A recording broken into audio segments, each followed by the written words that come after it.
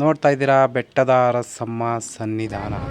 ನಾವು ಬೆಟ್ಟದ ಅರಸಮ್ಮ ಬೆಟ್ಟಕ್ಕೆ ಜಾತ್ರೆಗೆ ಹೋಗ್ತಾ ಇದ್ದೀವಿ. ಜಾತ್ರೆಯ ಒಂದು ಎಕ್ಸ್ಪೀರಿಯೆನ್ಸು ನೋಡಿ, ಕಣ್ ತುಂಬ್ಕೊಳ್ಳಿ, ಖುಷಿ ಪಡಿ. ಅದ್ಭುತವಾಗಿದೆ.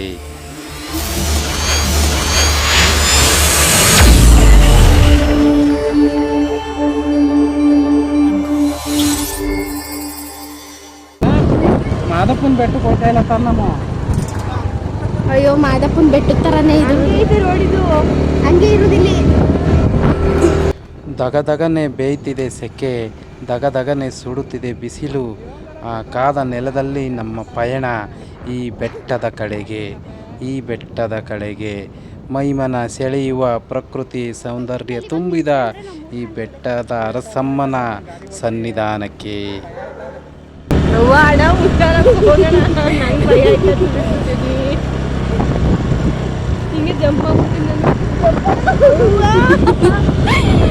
ಅಷ್ಟೇ ಉಳಿಸೆ ಮಾಡ್ಕೊಳ್ತೀನಿ ಕೆಳಗಡೆ ಗಂಟ.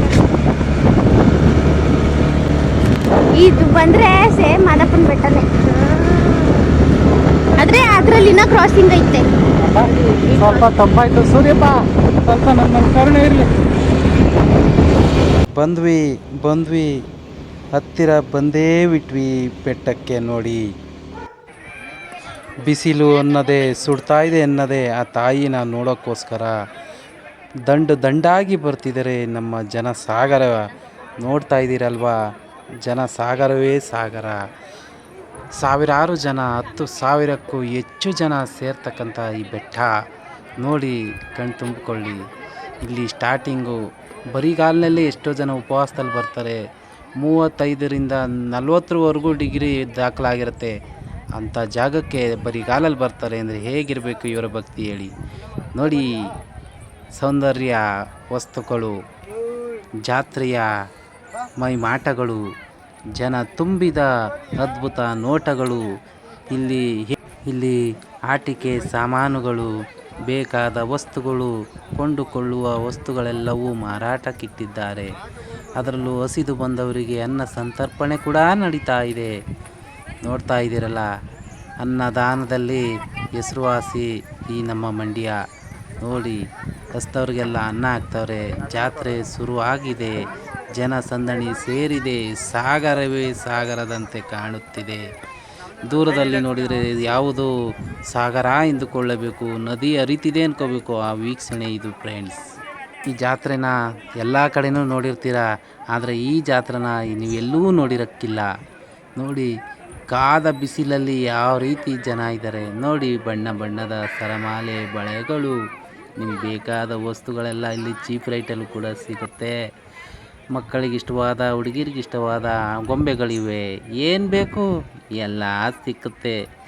ಅದರಲ್ಲೂ ತಂಪು ಪಾನೀಯ, ಕೆಲವರು ಉಚಿತವಾಗಿ ಬೆಲ್ಲದ ಪಾಕ ನೋಡಿದ್ದೀರಾ?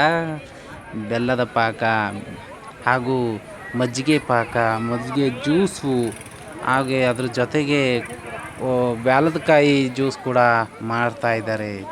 ಹಸ್ತವ್ರಿಗೆಲ್ಲ ಜ್ಯೂಸ್, ಯಾರಿಗೆ ಬೇಕು ಜ್ಯೂಸ್ ತಗೊಳ್ಳಿ ಅಂತ ಎಲ್ಲರಿಗೂ ಫ್ರೀಯಾಗಿ ಅಂತಾರೆ. ಏಕೆ, ಕಾದ ಬಿಸಿಲಲ್ಲಿ ಬರ್ತಾರಲ್ವಾ, ಅವರಿಗೆ ಸುಸ್ತಾಗಿರುತ್ತೆ ಅಂತ. ನೋಡಿ, ಜಾತ್ರೆಯ ಅನುಭವ ನಿಮ್ಗೆ ಇರ್ಬೋದೋ ಇಲ್ವೋ ಗೊತ್ತಿಲ್ಲ, ಆದರೆ ಈ ಬೆಟ್ಟದ ಮೇಲೆ ಬಿಸಿಲಲ್ಲಿ ಮಾಡೋ ಜಾತ್ರೆಗೆ ಯಾರಿಗೂ ಎಕ್ಸ್ಪೀರಿಯೆನ್ಸ್ ಇರಲ್ಲ. ಅಂಥ ಭಯಂಕರವಾದ ದೇವತೆಗಳು ಬೆಟ್ಟದ ಅರಸಮ್ಮ ಅಂತ. ಇವಳಿಗೆ ಪುರಾತನ ಕಥೆಗಳು ಕೂಡ ಇವೆ ಫ್ರೆಂಡ್ಸ್. ಕಥೆಗಳು ಒಂದಿನ ಹೇಳೋಣ ಅದ್ರ ಬಗ್ಗೆ. ನಾವು ಈ ಜನ ಸೇರಿರ್ತಕ್ಕಂಥ ಸ್ಥಳದಲ್ಲಿ ನಾವಿದ್ದೀವಿ. ಇದು ಮೊದಲನೇ ಸಾರಿ. ಮಧ್ಯಾಹ್ನ ಒಂದು ಟ್ರಿಪ್ ಹತ್ತೀವಿ. ಇನ್ನೊಂದು ವಿಡಿಯೋ ಮುಂದೆ ಕಂಟಿನ್ಯೂ ಆಗುತ್ತೆ. ನೋಡಿ, ಜನ ಇದ್ದಾಗ ಹೇಗಿರುತ್ತೆ, ಜನ ಇಲ್ಲದೇ ಇದೆ ಹೇಗೆ ಇರುತ್ತೆ ಅಂತ. ನೋಡಿ, ಅಲ್ಲೊಂದು ಬಸವಪ್ಪ, ಐ ಥಿಂಕ್ ಶನೇಶ್ವರನ ಬಸವಪ್ಪ ಅದನ್ನು ಪಾಪ ಬಿಸಿಲಲ್ಲಿ ಅಟ್ಕೊಬಂದು ಬಿಸಿಲಲ್ಲಿ ನಿಲ್ಲಿಸಿದ್ದಾರೆ. ಇನ್ನೇನು ಹೇಳಬೇಕು, ದೇವರೇನು ಅಲ್ಲಿ ಕರ್ಕೊಬ ಅಂತ ಹೇಳಿರ್ತಾ ಇಲ್ಲ ತಾನೇ. ನೋಡಿ, ಆ ವ್ಯಕ್ತಿಯ ಸ್ವಾರ್ಥಿಯಾಗಿದ್ದವರೇ ಆಗಿರ್ತಾನೆ. ಸ್ವಾರ್ಥಿ ಆದವರೇ ತಾನೇ ಪ್ರಾಣಿಗಳ ಹೆಸರಲ್ಲಿ ದುಡ್ಡು ಮಾಡೋರು. ಏನೂ ಮಾಡೋಕ್ಕಲ್ಲ, ಅವರವ್ರ ಹಣೆ ಬರಹ. ನೋಡಿ, ಐಸ್ ಕ್ರೀಮು ನಾವು ತಿನ್ನೋಕ್ಕೆ ಮನಸ್ಸಾಗಲಿಲ್ಲ. ಬಿಸಿಲು ಮೇಲೆ ಹೊಡಿತಿದೆ, ತಿನ್ಬಿಟ್ಟು ಹೆಚ್ಚು ಕಮ್ಮಿ ಆದರೆ ಏನು ಮಾಡೋಣ. ನೋಡಿ, ಈಗ ಮೇಲೆ ಹೋಗ್ತಾಯಿದ್ದೀವಿ. ಜನ ಹೇಗೆ ತುಂಬಿಕೊಂಡಿದ್ದಾರೆ ಇಲ್ಲಿ. ಏನಕ್ಕೆ ಅಂದರೆ ಮುಂದಕ್ಕೆ ಹೇಳ್ತೀನಿ ಫ್ರೆಂಡ್ಸ್, ನೋಡ್ತಾ ಇದ್ದೀರಲ್ವಾ, ಮುಂದೆ ಹೇಳ್ತಾ ಹೋಗ್ತೀನಿ. ನೋಡಿ, ಜನ ಕಾಲ್ದಾರಿಲೂ ಕೂಡ ಬರ್ತಾರೆ. ಆ ಕಲ್ಲು ಹೇಗಿರುತ್ತೋ ಜಾರುತ್ತೋ ಅದನ್ನೂ ನೋಡಲ್ಲ, ಸುಮ್ಮನೆ ಹತ್ಕೊ ಬರ್ತಾರದೆ ನೋಡಿ. ಅನ್ನನ ಫ್ರೀಯಾಗಿ ಅನ್ನ ಕೊಡ್ತಿದ್ದಾರೆ. ಎಷ್ಟೋ ಜನ ಟೌನ್ಗಳಿಂದ ಸಿಟಿಗಳಿಂದ ದೂರದಿಂದ ಬರ್ತಾರಲ್ವ, ಅದಕ್ಕೆ ಇಲ್ಲಿ ಮುಡಿ ಕೊಡಲಾಗುತ್ತದೆ.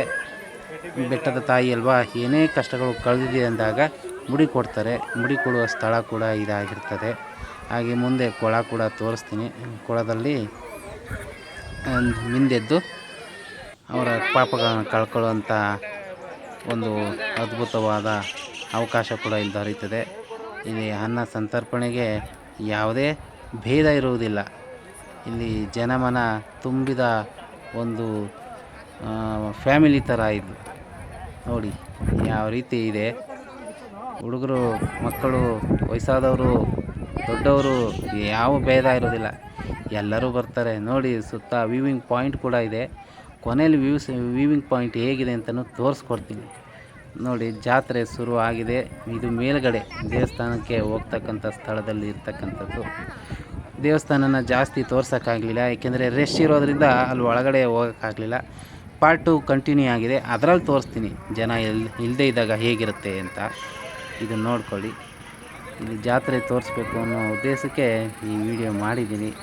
ಇಲ್ಲಿ ಬೆಟ್ಟದ ಅರಸಮ್ಮ ಎಷ್ಟು ಅದ್ಭುತ ಅಂದರೆ, ಇಲ್ಲಿ 7 ಊರುಗಳು ಸೇರಿ ಮಾಡ್ತಕ್ಕಂಥ ಹಬ್ಬ. ಈ 7 ಊರಿನಲ್ಲಿ ಒಂದು ಊರು ಮಾತ್ರ ಖಾರ ಊಟ ಮಾಡ್ತಾರೆ, ಅಂದರೆ ಗಬ್ಬು ಅಂದರೆ ಮಾಂಸ. ಇನ್ನು 6 ಊರು ಸಿಹಿ. ಯಾಕೆ ಅಂದರೆ ಒಂದು ಊರು ಖಾರದ ಊರು ಯಾವುದು, ಮಾಂಸ ಮಾಡುವಂಥ ಊರು ಅಂಕೇಗೌಡನ ದೊಡ್ಡಿ ಅಂತ, ಅಲ್ಲಿ ಮಾಂಸ ಮಾತ್ರ ಮಾಡ್ತಾರೆ ಖಾರ ಊಟ. ಇನ್ನು ಮಿಕ್ಕಿದ ಭೀಮಕೆರೆ, ಹಾಗ್ಲಹಳ್ಳಿ, ಈ ಥರ 6 ಊರು ಇದ್ದಾವೆ. 6 ಊರಲ್ಲಿ ಸಿಹಿ ಮಾಡ್ತಾರೆ. ಅದು ಒಂದು ಇತಿಹಾಸ ಇದೆ. ಒಬ್ಬಳು ತಪ್ಪು ಮಾಡಿದ ಒಂದು ಹೆಣ್ಣಿಗೆ ಶಿಕ್ಷೆ ಕೊಡ್ತಾಳೆ ಬೆಡ್ತಮ್ಮ. ಕಂಬಕ್ಕೆ ನ್ಯಾತಾಕ್ತಾಳೆ, 2 ಭಾಗವಾಗಿ ಅವಳನ್ನ ಕಟ್ ಮಾಡ್ತಾಳೆ. ಈ ಕಡೆ ಒಂದು ಭಾಗ, ಆ ಕಡೆ ಒಂದು ಭಾಗ, 2 ಭಾಗ ಆಗೋಯ್ತಾಳೆ. ಆವಾಗಿನಿಂದ ಅಲ್ಲಿ ಅವಳ ಸಂಹಾರ ಮಾಡೋದ್ರಿಂದ ಆ ಗ್ರಾಮಕ್ಕೆ ಖಾರ ಊಟ ಅಂತ ಮಾಡಲಾಗುತ್ತೆ. ನೋಡ್ತಾ ಇದ್ದೀರಾ ಜಾತ್ರೆ. ಕಬ್ಬಿನ ಜ್ಯೂಸ್ ಅಂತೂ ಕುಡಿದ್ವಿ. ಆಹಾ, ಈ ಬಿಸಿಲಲ್ಲಿ ಯಾವ ಜ್ಯೂಸ್ ಕುಡಿದೇ ಇದ್ರೂ ಸಮಾಧಾನ ಅಂತೂ ಆಗಲ್ಲ. ಎಷ್ಟು ಕುಡಿದ್ರೂ ಕೂಡ ಸಮಾಧಾನ ಆಗಲ್ಲ. ಕುಡಿದ್ಬಿಟ್ಟು ಎಲ್ಲಿ ಅಂತ ಹೋಗೋಣ, ನಿಮ್ಗೆ ಅರ್ಥ ಆಗಿರ್ಬೇಕಲ್ವ. ಕುಡಿದ್ಬಿಟ್ಟು ಅಂತೂ ಜಾಸ್ತಿ ಹೆವಿ ಕುಡಿದ್ರೆ ಅನ್ಲೋಡ್ ಮಾಡೋದು ಕಷ್ಟ, ಅನ್ಲೋಡ್ ಮಾಡೋದು ಕಷ್ಟ ಆಗ್ಬಿಡುತ್ತೆ. ಹೊರಗಡೆಗೆ ಜನ ತುಂಬ್ಕೊಂಡಿರ್ತಾರೆ. ಇಲ್ಲಿ ಬಾತ್ರೂಮ್ ಫೆಸಿಲಿಟಿ ಕೂಡ ಇರೋಲ್ಲ ಫ್ರೆಂಡ್ಸ್, ಅದಂತೂ ನೆನಪಲ್ಲಿ. ಎಲ್ಲ ಜನ ಜಾತ್ರೆ ಸುತ್ತಾ ಇರ್ತಾರೆ. ಮುಜುಗರ ಕೂಡ ಆಗುತ್ತೆ, ಕಮ್ಮಿ ನೀರು ಕುಡ್ಕೋಬೇಕಾಗುತ್ತೆ. ನೋಡ್ತಾ ಇದ್ದೀರಾ ಈ ಬೆಟ್ಟದ ಇತಿಹಾಸ. ಒಮ್ಮೆ ಹೇಳಿದ್ದೆ, ಒಂದು ವಿಡಿಯೋ 6 ತಿಂಗಳ ಹಿಂದೆ ಬಿಟ್ಟಿದ್ದೆ. ಈಗ ನೋಡ್ತಾ ಇದ್ದೀರಾ, ಇದು ತುಂಬಿದ ಸಾಗರದಂತೆ ಕಾಣ್ತಿದೆ. ಸುಡು ಸುಡು ಬಿಸಿಲು, ಸುಡು ಸುಡು ಬಿಸಿಲು, ಬಿಸಿಲ ಮಧ್ಯೆ ಈ ಜಾತ್ರೆ, ಈ ಬಿಸಿಲ ಮಧ್ಯೆ ಈ ಜಾತ್ರೆ. ಜಾತ್ರೆಯಲ್ಲಿ ಸಾವಿರಾರು ಜನಗಳು, ಈ ಬೆಟ್ಟದ ತಾಯಿಯ ಭಕ್ತ ಮನಗಳು, ಈ ಬೆಟ್ಟದ ತಾಯಿಯ ಭಕ್ತ ಮನಗಳು ತುಂಬಿ ತುಳುಕುತ್ತಿದೆ. ಒಂದು ಕಾಲುವೆ ನದಿ ಕೆರೆಯಂತೆ, ಅದರೊಳಗೆ ನಾವು ಮೀನುಗಳಂತೆ ಕುಣಿದು ಕುಪ್ಪಳಿಸುತ್ತಿಹೆವು ಅಲ್ವಾ ಸ್ನೇಹಿತರೆ. ಅಲ್ಲಿ ನೋಡ್ತಾ ಇದ್ದೀರಾ, ಕೆಳಗಡೆ ಎಲ್ಲ ಕೂತ್ಕೊಂಡಿದ್ದಾರೆ. ಅಲ್ಲಿ ಕೊಳ ಇದೆ, ಆ ಕೊಳದ ಹತ್ರ ಹೋಗೋಕ್ಕಾಗಲ್ಲ, ಜನ ತುಂಬ್ಕೊಂಡಿದ್ದಾರೆ. ಇಲ್ಲೇನಂದರೆ, ಅಲ್ಲಿ ಕೊಳದ ಹತ್ರ ಬೆಟ್ಟದಮ್ಮನ ವಿಗ್ರಹ ಇರ್ತಕ್ಕಂಥ ಒಂದು ತಳಿ, ಅದರಲ್ಲಿ ತಾಯಿ ಇರ್ತಾಳೆ. ಅವಳನ್ನ, ಆ ತಾಯಿನ ಆ ಕೊಳದ ಹತ್ರ ಶೃಂಗಾರ ಮಾಡ್ತಾರೆ, ಅಂದರೆ ಹೂ ಪುಷ್ಪಗಳಿಂದ ಅಲಂಕೃತರಾಗಿ ಮಾಡ್ತಾರೆ. ಅಲಂಕಾರ ಮಾಡಿ ಹೊಂಬಾಳೆ ಮುಡಿಸಿ ಪೂಜೆ ಮಾಡ್ತಾರೆ. ಅಲ್ಲಿ ಗಂಟ ಜಾತ್ರೆ ನಡೀತಾ ಇರುತ್ತೆ, ಉತ್ಸವ ನಡೀತಾ ಇರುತ್ತೆ. ಎಲ್ಲ ಅಲ್ಲಿವರೆಗೂ ಜನ ಕೂತ್ಕೊಂಡು ನೋಡೋದಕ್ಕೋಸ್ಕರ ಕಾಯ್ತಾ ಇರ್ತಾರೆ. ಅದು ಎದ್ದು ಬರೋ ಆ ಕ್ಷಣಗಳವರೆಗೂ ಕಾಯ್ಕೊಂಡೇ ಕೂತ್ಕೊಂಡಿರ್ತಾರೆ ಸ್ನೇಹಿತರೆ. ಇದು ಒಂದು ಅದ್ಭುತ. ಆ ಬಿಸಿಲು ಒಂದೇ ಕೂತ್ಕೊಳ್ತಾರಲ್ಲ, ಇದಲ್ವಾ ಮಹಾಭಕ್ತಿ ಅಂದರೆ. ಇದೇ ಭಕ್ತ ಜನ, ಅದ್ಭುತ ಅಲ್ವಾ. ಆ ತಾಯಿಗೆ ಎಷ್ಟು ಪವಾಡ ಹೊಡೆದಿರ್ತಾಳೆ ಅಂತ ನೀವು ನೆನೆಸ್ಕೊಳ್ಳಿ. ಬಿಸಿಲಲ್ಲೂ ಕೂತಿದ್ದಾರೆ ಅಂದರೆ ಆ ತಾಯಿ ಮಹಿಮೆ ಅಂಥದ್ದು.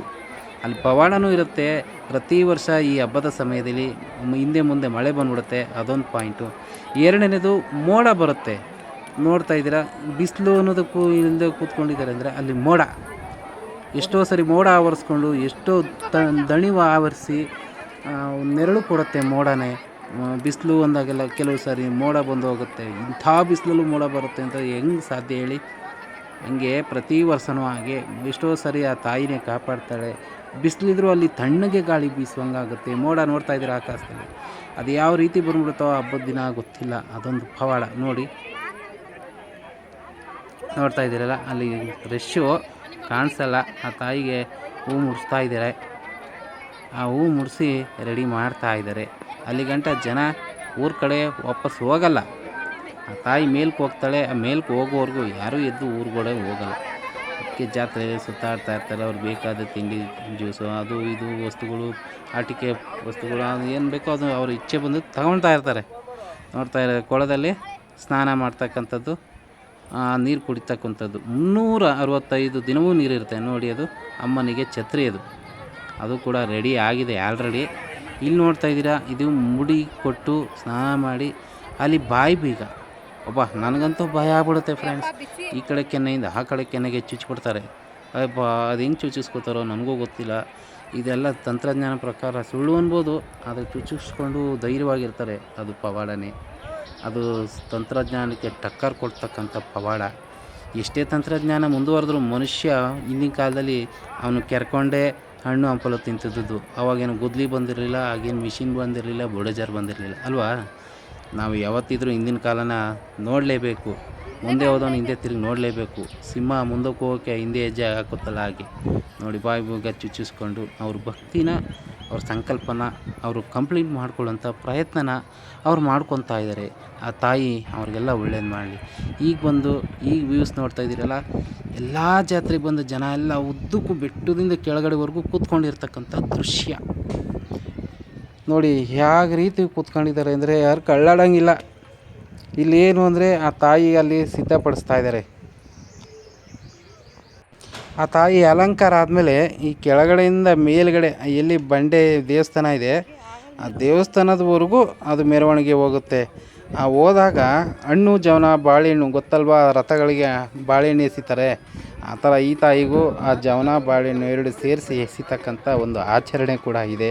ಯಾಕೆಂದರೆ ನಮ್ಮ ಮನಸ್ಸಲ್ಲಿರ್ತಕ್ಕಂಥ ಹರಿಕೆಗಳು ಈಡೇರಲಿ ಅಂತ ಆ ತಾಯಿಗೆ ಎಸಿತಾರೆ. ಆ ತಾಯಿಗೆ ಹೊಡೆದ್ರೆ ಅದು ಟಚ್ ಆದರೆ ನಮ್ಮ ಬಯಕೆಗಳು ಈಡೇರುತ್ತೆ, ಮುಂದೆ ಒಳ್ಳೆಯದಾಗುತ್ತೆ ಅಂತ ಒಂದು ಭರವಸೆ. ಅವರ ನಂಬಿಕೆಗೆ ಕಾಸು ಕೊಡಬೇಕಾದಿಲ್ಲ. ಹಾಗೆ ನಂಬಿಕೆಯಿಂದ ನಮ್ಮ ಜೀವನ ನಡೀತಾ ಇರೋದು ನೋಡಿ. ಎದ್ದಿದೆ ಬೆಟ್ಟದ ಅಮ್ಮನ ಎತ್ತಿದ್ದಾರೆ. ಈಗ ಎತ್ಕೊಂಡು ಮುಂದಕ್ಕೆ ಸಾಕ್ತಾರೆ, ಮೇಲಕ್ಕೆ ಎತ್ಕೊಂಡು ಹೋಗ್ತಾ ಇರ್ತಾರೆ. ಆ ತೂಕ ಇರ್ತಕ್ಕಂಥ ಬೆಟ್ಟದಮ್ಮ ಅದು ಹೇಗಿರ್ತದೋ ಗೊತ್ತಿಲ್ಲ, ಪವಾಡನೋ ಏನೋ, ಅಷ್ಟು ತೂಕ ಇದ್ರೆ ಹೋಗ್ತಾರೆ. ತಳಿ ಮೇಲಕ್ಕೆ ಎತ್ತಿದ್ದಾರೆ ನೋಡಿ. ತಾಯಿ ರೆಡಿ ಆಗವಳೆ, ಹೊರಟಿದ್ದಾಳೆ. ಆ ತಾಯಿ ಮೇಲ್ಕೊಂದು ಇರ್ತಕ್ಕಂಥ ಮೂಲ ವಿಗ್ರಹದವರೆಗೂ ಅಲ್ಲಿ ಒಂದು ಮೆರವಣಿಗೆ ಆಗ್ತದೆ. ಈಗೆಲ್ಲ ಎದ್ದು ನಿಂತಿದ್ದಾರೆ ಜನ. ಎಲ್ಲರೂ ಅವ್ರಿಗೆ ಇಚ್ಛೆಗಳನ್ನ ಕೈ ಮುಕ್ಕೊಂಡು ಪ್ರಾರ್ಥನೆ ಮಾಡಿಕೊಂಡು ಬಾಳೆಹಣ್ಣು ಎಸಿತಕ್ಕಂಥ ಒಂದು ದಿವ್ಯ ದೃಶ್ಯ ಮನೋಹರಕವಾಗಿರ್ತದೆ. ಈ ಬಿಸಿಲ ನಡುವೆಯೂ ಈ ದೇವರ ದರ್ಶನವು ಅಯೋಮಯವೋ ಪವಾಡವೋ ನಮಗೆನಿಸದು, ನಮಗೆ ತಿಳಿಯದು. ಎಲ್ಲ ತಾಯಿಯ ಲೀಲೆ. ಆ ತಾಯಿಯ ಲೀಲೆ ಇಲ್ಲದೆ ಇನ್ನೇನು ಸಾಧ್ಯ ನೋಡಿ. ಭಕ್ತ ಸಾಗರದ ಮಧ್ಯೆ ಆ ತಾಯಿ ಮೆರವಣಿಗೆ ಆಗ್ತಾಯಿದ್ದಾಳೆ. ಆ ತಾಯಿ ಮೇಲ್ಕೆ ಹೋಗ್ತಾ ಇದ್ದಾಳೆ. ಜನ ನಿಂತು ಮೂಕ ವಿಸ್ಮಿತರಾಗಿ ನೋಡ್ತಾ ಇದ್ದಾರೆ. ಇಂಥ ಅದ್ಭುತ ಕ್ಷಣಗಳನ್ನೇ ಎಲ್ಲ ಊರಿನಲ್ಲೂ ನಡೆಯಲ್ಲ ಅಂತ ಅನ್ಕೋತೀನಿ. ಅಪರೂಪ ಈ ಹಬ್ಬ ನಡೆಯೋದು. ಪ್ರತಿ ವರ್ಷ ಮಾರ್ಚಲ್ಲೇ ಈ ಬಿಸಿಲಲ್ಲೇ ಈ ಹಬ್ಬ ನಡೀತಿದೆ. ಆ ತಾಯಿ ಉರಿ ಬಿಸಿಲಲ್ಲೇ ಈ ಜಾತ್ರೆನ ಮಾಡಿಸ್ಕೋಬೇಕು ಅಂತ ಆಸೆ ಪಡೋಳು. ಆ ಉರು ಬಿಸಿಲಲ್ಲೇ ಕೆಂಡ ದಾಟ್ತಾಳೆ, ಕೊಂಡ ಬಂಡಿ ದಾಟ್ತಾಳೆ. ಅದ್ಭುತವಾಗಿದೆ. ಹಬ್ಬದ ಹಿಂದಿನ ದಿನ ಕೊಂಡ ಬಂಡಿ ಅಂದರೆ ಕೊಂಡ ಆಯ್ತಾಳೆ. ಕೆಂಡದ ಮಧ್ಯೆ ನಡೀತಕ್ಕಂಥದ್ದು ಗೊತ್ತಿದೆ ಅಲ್ವಾ, ಅಂಥದ್ದು ಹಿಂದಿನ ದಿನ ನಡೀತು. ಈ ದಿನ ಈ ಹಬ್ಬ ನಡೀತಿದೆ, ಜಾತ್ರೆ ನಡೀತಿದೆ. ನೋಡ್ತಾ ಇದ್ದೀರಾ, ಇದಾಯಿತು ನಮ್ಮ ಹಬ್ಬ. ಈಗ ನಾವು ಮುಗಿಸ್ಕೊಂಡು ಊರಿಗೆ ಹೊರಟ ನಂತರ ಮತ್ತೆ ವಾಪಸ್ಸು ಬರ್ತಾಯಿದ್ದೀವಿ. ಬೆಟ್ಟದ ಅರಸಮ್ಮ ಒಂದು ದೇವಸ್ಥಾನ ತೋರಿಸ್ತಿದ್ದೀವಿ ನೋಡಿ. ಈಗ ಇದೇ ತಾಯಿ ಅಲ್ಲಿ ಹೊತ್ಕೊಂಡು ಹೋದ್ರಲ್ವಾ ಮೇಲಕ್ಕೆ ತಳಿ ಶೃಂಗಾರ ಮಾಡಿ ತಾಯಿನ ನೋಡಿ. ಅಲ್ಲಿ ಕುದುರೆ ಕಾಣಿಸ್ತಿದೆ, ಕುದುರೆ ಮೇಲೆ ಅಮ್ಮ ಕಾಣ್ತಿದ್ದಾಳೆ, ಅಮ್ಮ ಕಾಣಿಸಲ್ಲ. ಇದು ನೋಡಿ, ಇದು ಮೂಲ ವಿಗ್ರಹ ಬೆಟ್ಟದ ಅರಸಮ್ಮನ. ಇದು ಗ್ರಾಮದಲ್ಲಿ ನೆಲೆಸಿರ್ತಕ್ಕಂಥ ಅಮ್ಮ ಭೀಮನ ಕೆರೆ ಅಂತ. ಆ ಭೀಮನ ಕೆರೆಯಲ್ಲಿ ಈ ಅಮ್ಮನ ವಿಗ್ರಹ ಇದೆ, ಅಮ್ಮನ ದೇವಸ್ಥಾನ ಕೂಡ ಇದೆ, ಬೆಟ್ಟದ ಮೇಲೆ ಇದೆ, ಅಮ್ಮನ ಇಲ್ಲೂ ಇದೆ. ಇದು 2ನೇ ಬಾರಿಗೆ ಮತ್ತೆ ಅದೇ ಬೆಟ್ಟಕ್ಕೆ ಹೋಗ್ತಾ ಇದ್ದೀವಿ. ನೋಡಿ ಯಾರೂ ಇಲ್ಲ. ನೀನು ಇವಾಗ ನೋಡಿದೆ ಅಷ್ಟೇ. ಎಲ್ಲ ಜನ ಇರ್ತಿದ್ರಾಗ ನನ್ನ ವಿಡಿಯೋ ನಿಂಗೆ ತೋರಿಸ್ಲಿಲ್ವೇ ಎಷ್ಟು ಜನ ಇದ್ರು. ಪ್ಲೇಟ್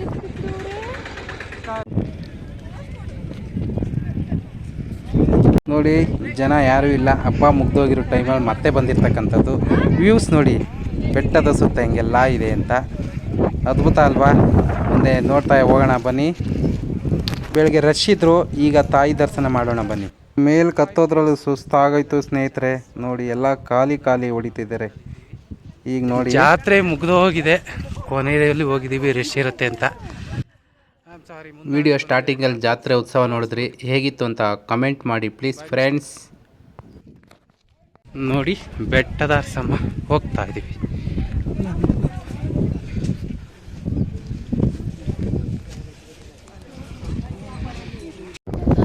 ನೋಡ್ತಾ ಇದ್ದೀರಾ, ಇದೇ ಬೆಟ್ಟದ ತಾಯಿ. ಇಲ್ಲೇ ತಾಯಿ ಮೂಡಿ ಬಂದಿದ್ದು. ನಿಮ್ಮ ಪ್ರಾರ್ಥನೆ ಏನಿದೆಯೋ ಆ ತಾಯಿಗೆ ಹೇಳ್ಕೊಳ್ಳಿ. ತಾಯಿ ಮುಂದೆ ನಿಮ್ಮ ಅಭಿಪ್ರಾಯಗಳನ್ನ, ಸಂಕಲ್ಪಗಳನ್ನ ಹೇಳ್ಕೊಳ್ಳಿ. ಆ ತಾಯಿ ಒಳ್ಳೇದು ಮಾಡಲಿ.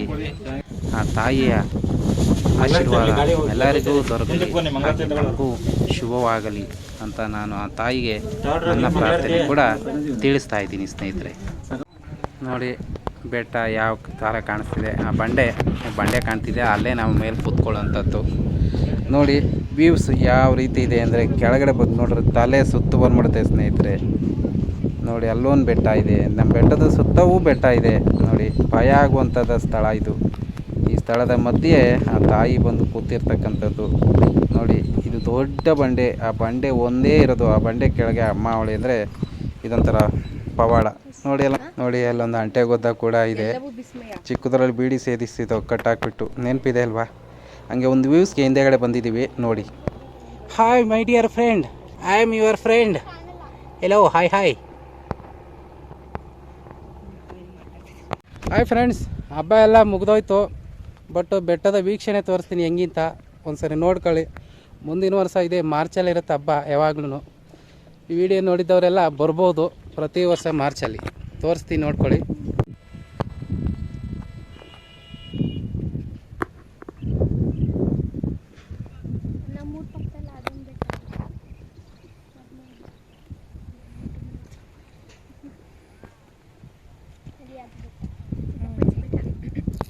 ನೋಡ್ತಾ ಇದ್ದೀರಾ, ಅಲ್ಲೊಂದು ಬೆಟ್ಟ ಕಾಣಿಸ್ತಿದೆ, ಅದು ಸಿದ್ದೇಶ್ವರ ಅಂತ. ಹಾಗೆ ಇಲ್ಲೊಂದು ಬೆಟ್ಟ ಕಾಣಿಸ್ತಿದೆ ನೋಡಿ, ಇದು ಶ್ರವಣಬೆಳಗೊಳ ಕೇಳಿದ್ದೀರಲ್ವಾ? ಅದೇ ಬಾಹುಬಲಿ ಬೆಟ್ಟ. ಇದು 13 ಅಡಿ ಇರ್ತಕ್ಕಂಥ ಗೊಮ್ಮಟೇಶ್ವರ ಬೆಟ್ಟ ಇದು. ಸೊ ಅದನ್ನು ಅರೆತಿಪ್ಪೂರು ಅಂತ ಕರೀತಾರೆ. ಅಲ್ಲಿ ತೀರ್ಥಾಂಕರ ಕೆಲವು ಲಿಪಿಗಳು ಕೂಡ ಇದೆ, ಶಾಸನ ಕೂಡ ಅಲ್ಲಿ ಇದೆ. ಸೊ ಈ ಕಡೆ ಎಲ್ಲಾದರೂ ಬಂದಾಗ ಮದ್ದೂರು ತಾಲೂಕೆ ಇಲ್ಲಿಗೆ ನೀವು ಬರ್ಬೋದು ಒಮ್ಮೆ. ಹಬ್ಬ ಎಲ್ಲ ಮುಗಿದೋದೆ ಫ್ರೆಂಡ್ಸ್, ಜನ ಯಾರು ಕಾಣಿಸ್ತಿಲ್ಲ. ಮುಂದಿನ ವರ್ಷ ಬೆಳಗ್ಗೆನೇ ಬಂದು ತೋರಿಸ್ತೀನಿ.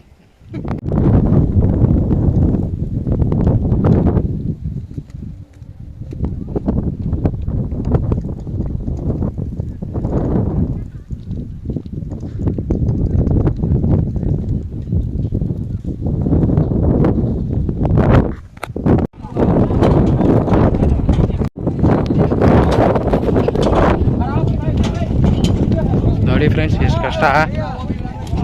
ಹತ್ತಬೇಕಾದ್ರೆ ತುಂಬ ಸುಲಭ, ಇಳಿಸ್ಬೇಕಾದ್ರೆ ಕೆಲವು ಕಷ್ಟಗಳು.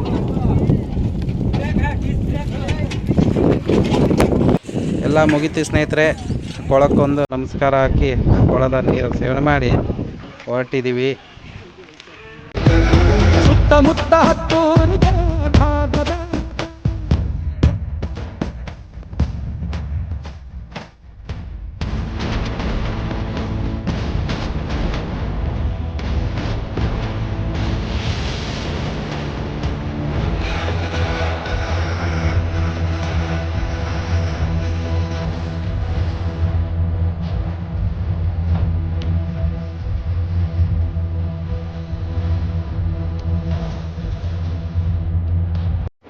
ಮುಗಿತು ಫ್ರೆಂಡ್ಸ್, ಮನೆಗೆ ಹೊರಟ್ವಿ.